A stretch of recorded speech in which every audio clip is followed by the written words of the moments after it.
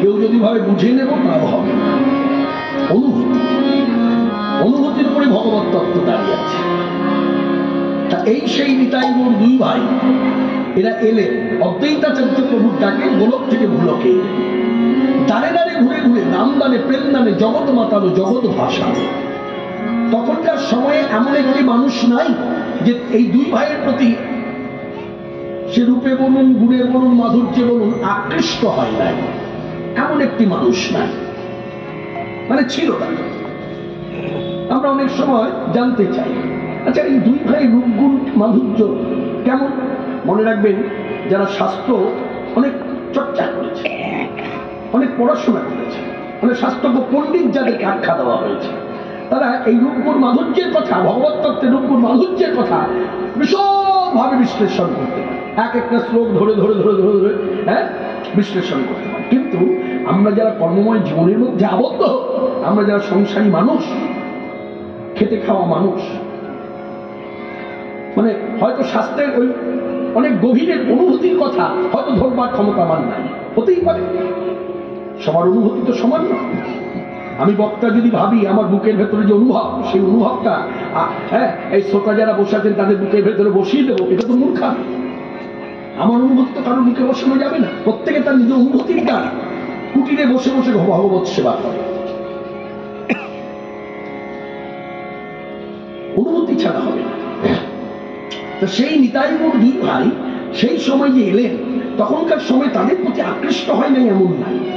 কি রূপ, কি গুণ, কি মাধুর্য। এখন আমার মতো খেতে খাওয়া মানুষ শাস্ত্রজ্ঞ পণ্ডিতের কাছে জিজ্ঞাসা করলেন, আচ্ছা রূপ গুণ মাধুর্য অত বিশ্লেষণ করে না, এক কথায় উত্তর দিন তো, তাদের রূপ কেমন, গুণ কেমন, মাধুর্য কেমন। আসুন আমার পরমারাধ্য গুরুদেব এবং বিষ্ণুপাদ ডক্টর মহানামব্রত ব্রহ্মচারী, তার কাছেই জানা যায়। তিনি বলছেন কি দেখি শুনি।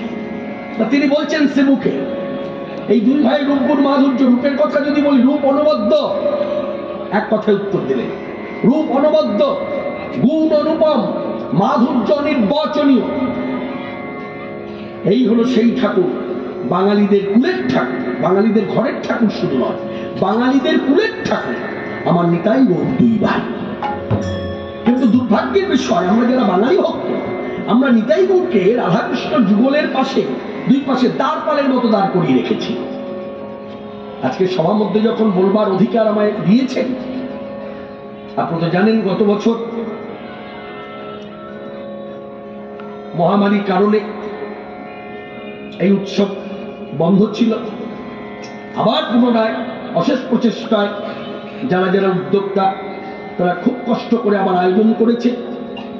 বাংলার বুকে যারা কীর্তন প্রচার করে খ্যাতি অর্জন করেছে, প্রত্যেককে জড়ো করেছে একই প্ল্যাটফর্মে। আপনারা জানেন আমার স্নেহভাজন যারা, তারা এসে গেছে, এবং আরো পরে যারা আছে তারাও আমার স্নেহে।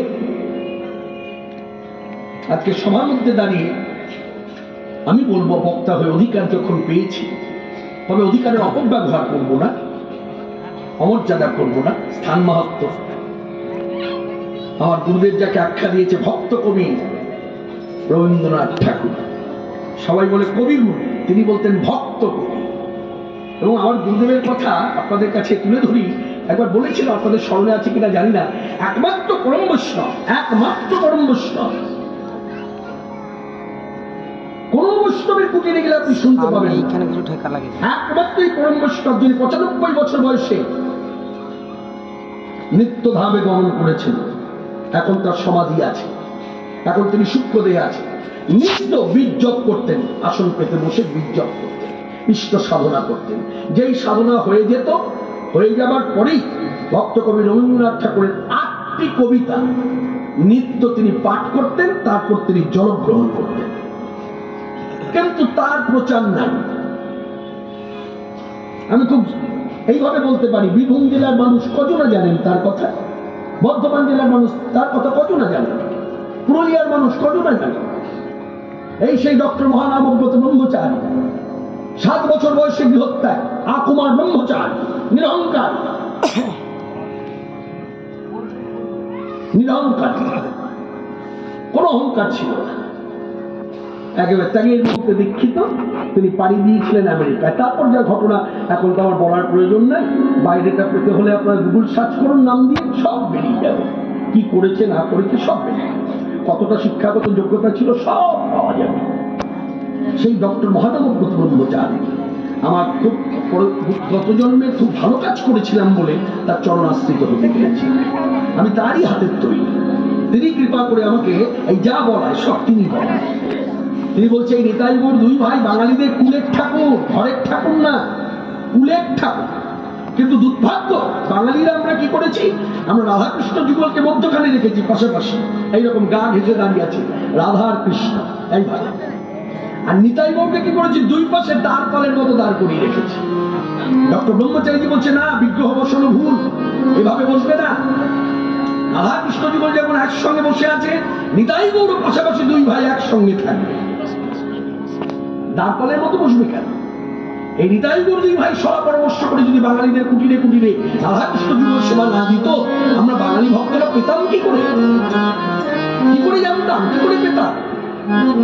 এটা নিতাই গৌর দুই ভাইয়ের অবদান, যার জন্য তো পঞ্চপাশ স্বামী বিবেকানন্দ অন্য মতে অন্য পথে থেকেও কলকাতার মাটিতে, আমেরিকা থেকে ঘুরে এসে কলকাতার মাটিতে উত্তর পূর্ব কলকাতার হেদুয়া পার্কে দাঁড়িয়ে তার দরাজ কণ্ঠে সেদিন ধর্ম কথা বলতে বলতে হঠাৎ করে গিয়ে উঠলেন, তোমরা লও ওরে কি শরীর প্রেম নিতাই ডাকে যায়, লও ওরে কি শরীর প্রেম নিতাই ডাকে যায়। ভেঙে দিলেন মানুষের ভাবনা চিন্তা, ভেঙে দিলেন। এক শ্রেণী মানুষের ভাবনা চিন্তা ছিল কৃষ্ণ মন্ত্রে দীক্ষিত যারা, তাদের মধ্যে এই গানটা আবদ্ধ।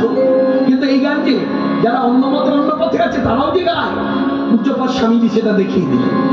লও ওরে কি শরীর প্রেম নিতাই ডাকে যায়, লও ওরে কি শরীর প্রেম নিতাই ডাকে যায়, নিতাই ডাকে যায় আমার গৌর ডাকে যায়, নিতাই ডাকে যায় আমার গৌর ডাকে যায়, নিতাই ডাকে যায় আমার গৌর ডাকে যায়, নিতাই ডাকে যায় আমার গৌর ডাকে যায়। লও ওরে কি শরীর প্রেম নিতাই ডাকে যায়, লও ওরে কি শরীর প্রেম নিতাই ডাকে যায়, শান্তিপুর ডুবু ডুবু নদে ভেসে যায়, শান্তিপুর ডুবু ডুবু নদে ভেসে যায়, শান্তিপুর ডুবু ডুবু নদে ভেসে যায়, শান্তিপুর ডুবু ডুবু নদে ভেসে যায়। কলসে কলসে ঢালে যমুনা ফুরায়, কলসে কলসে ঢালে যমুনা ফুরায়, দেব কুল ভাঙিয়া, দেব কুল ভাঙিয়া, দেব কুল ভাঙিয়া ঢেউ আসিয়া লাগলো গোড়ার গায়, দেব কুল ভাঙিয়া ঢেউ আসিয়া লাগলো গোড়ার গায়। লও দেখি শরীর প্রেম,